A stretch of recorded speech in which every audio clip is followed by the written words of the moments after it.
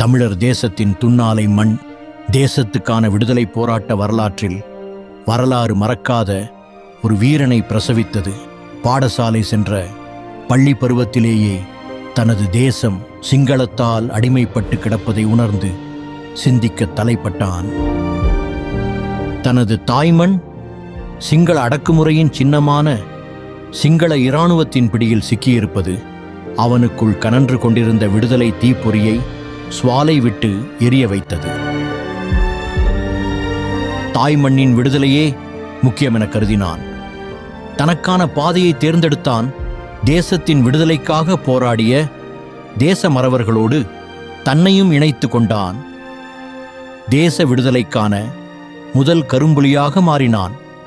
தேசத்தை அடிமைப்படுத்தி வைத்திருந்த நெல்லியடி சிங்கள இராணுவ முகாமை துல்லியமாக தாக்கியழித்து தனது உயிரையே தேசத்தின் விடுதலைக்காக ஆகுதியாக்கினான்.